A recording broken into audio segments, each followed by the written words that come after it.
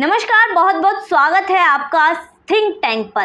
केजरीवाल जी के बारे में आज हम बात करेंगे। केजरीवाल के बारे में बात करेंगे तो आपको बता दूं, केजरीवाल पर सीबीआई का शिकंजा कसने लगा है। क्या सीबीआई जो केजरीवाल है उसके राइट हैंड यानी कि जो मनीष सिसोदिया है उसको जेल पहुंचा पाएगी? इसके अलावा बात करेंगे कि केजरीवाल का जो पहले भी जो सत्येंद्र जैन है बहुत ही चहीते थे, वो ऑलरेडी जेल में है। क्या अब मनीष सिसोदिया के जेल जाने से केजरीवाल पर खतरा मंडराएगा? क्या केजरीवाल की सत्ता पर कोई असर पड़ेगा? इसी सभी के बारे में बात करते हुए आगे बढ़ते हैं। तो अब जो बातें सामने आई, 2 जून को केजरीवाल ने एक बयान दिया था। वहीं पर उसने कहा था कि सत्येंद्र जैन की गिरफ्तारी के बाद अब मनीष सिसोदिया का नंबर है। तो 2 जून को उन्होंने कहा था, तो 22 जुलाई को जो मनीष सिसोदिया है वो गिरफ्तार हो चुके हैं। तो या तो केजरीवाल का वहाँ पर कोई खबरी बैठा है जो उन्हें दिखा रहा है, जो बता रहा है कि वहाँ मनीष सिसोदिया गिरफ्तार होने वाले हैं। इसके बाद जो केजरीवाल है उन्होंने ये भी कहा था कि मनीष सिसोदिया पर जो भी आरोप लगे हैं वो झूठे लगे हैं। उन्होंने जांच से पहले ही केजरीवाल ने मनीष सिसोदिया को क्लीन चिट दे दी, जिस तरह उन्होंने सत्येंद्र जैन को दी थी उसी तरह। इसके अलावा जो एलजी है वो खुद कह रहे हैं कि जो ये केस है मनीष पर जांच होगी, सीबीआई इस पर पूरी जांच करेगी, उन्होंने खुद कहा है। तो जो लेफ्टिनेंट गवर्नर है एलजी है विनय कुमार जी, उन्होंने केजरीवाल पर और मनीष सिसोदिया पर आरोप लगाए हैं। उन्होंने कहा है कि जो नई पॉलिसी लाई गई, नई एक्साइज पॉलिसी लाई गई, वो गलत लाई गई। उन्होंने आरोप लगाए हैं कि जिन्होंने शराब का लाइसेंस लिया, अब जो दिल्ली में वैसे ही बाहर के लोग बड़े खुश रहते हैं क्योंकि एक बोतल शराब के साथ दूसरी फ्री। तो वही हुआ कि जो नई पॉलिसी लाई गई वो इसीलिए लाई गई कि कुछ लोगों को फायदा पहुंचाया जा सके। और वो लोग कौन थे? उसमें शराब का लाइसेंस लिया उनको केजरीवाल और मनीष सिसोदिया ने, क्योंकि मनीष सिसोदिया ही इस डिपार्टमेंट को संभालते हैं, उन्होंने बहुत ही फायदा पहुंचाया। तो ऐसे आरोप लगे हैं। ऐसी नई शराब नीति लाई ही इसलिए गई क्योंकि कुछ लोगों को फायदा पहुंचाया जा सके। इसके अलावा केजरीवाल उन्होंने क्या कह दिया कि मनीष से ज्यादा ईमानदार व्यक्ति तो मैंने अपनी पूरी जिंदगी में नहीं देखा। पूरे 22 साल में मैंने उनसे ईमानदार और उनसे ज्यादा देशभक्त इंसान कोई नहीं देखा। जिस तरह उन्होंने सत्येंद्र जैन को क्लीन चिट दी थी, उसी तरह अपनी तरफ से फैसला उन्होंने सुना दिया है, क्लीन चिट उन्होंने दे दी है कि मैंने कोई भी इतना ईमानदार इंसान देखा ही नहीं है जितना कि मनीष सिसोदिया है। तो सभी जानते हैं कि दिल्ली में जो बाहर से आने वाली जनता है वैसे ही खुश रहती है क्योंकि एक बोतल शराब के साथ दूसरी वहां पर मिलती है फ्री। तो यही हुआ। इसके अलावा जो लेफ्टिनेंट गवर्नर है एलजी है विनय कुमार, उन्होंने कहा कि जो मनीष सिसोदिया है वो जो मनीष सिसोदिया है उन पर सीबीआई जांच होनी चाहिए।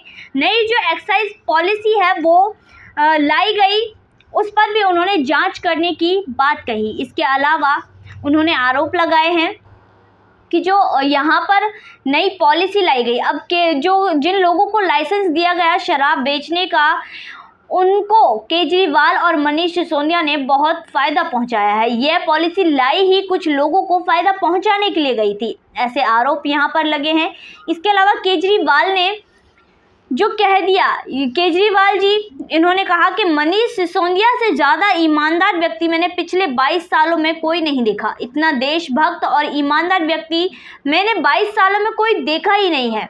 जिस तरह सत्येंद्र जैन को केजरीवाल ने क्लीन चिट दे दी थी वैसे ही अब हुआ है।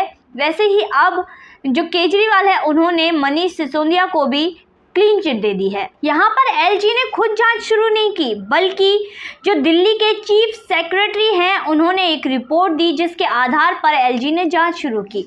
और चीफ सेक्रेटरी को ये अधिकार होता है कि अगर कहीं भी उन्हें गड़बड़ दिखाई देती है वो इस चीज़ का अधिकार रखते हैं कि वो जाँच शुरू करवा सकते हैं किसी को भी कहकर। इसके अलावा जो पहला आरोप इन पर लगता है कि मनीष सिसोदिया के नेतृत्व में शराब के लाइसेंस जो बांटे गए, लाइसेंस दिए गए, वो उन लोगों को फ़ायदा पहुंचाने के लिए था, जो कि 145 करोड़ ओवर ऑफ कर दिया गया कि दिल्ली में कोविड चल रहा है। अगर कोविड चल रहा था तो जनता का ये भी सवाल था कि फ्री में जो शराब बांटने की ज़रूरत ही क्या थी।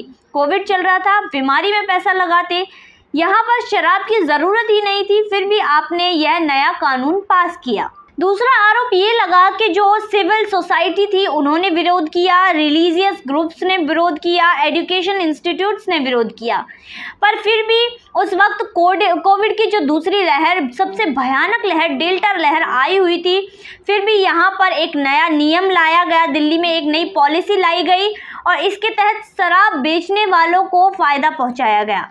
तीसरा जो आरोप लगा उसमें, जो यहाँ पर ढाबा, रेस्टोरेंट, जिम वगैरह सब बंद थे, जो दुकानें थी वो बंद थी, लोग अपने घर छोड़ कर जा रहे थे, फिर भी जो 144 करोड़ से ज़्यादा की रकम जो लिकर कार्टेल है उसको फ़ायदा पहुंचाने के लिए यहाँ पर माफ़ कर दी गई। तो ऐसे आरोप यहाँ पर मनीष सिसोदिया पर लगाए गए हैं। कहा यह जा रहा है कि जो निर्णय थे वो मनीष सिसोदिया ने खुद लिए, कैबिनेट को भी ये नहीं करने दिए। वहीं एलजी ने कहा कि ये नियमों का उल्लंघन है। इसके अलावा बहुत सी ऐसी चीज़ें हैं जो मनीष सिसोदिया ने की।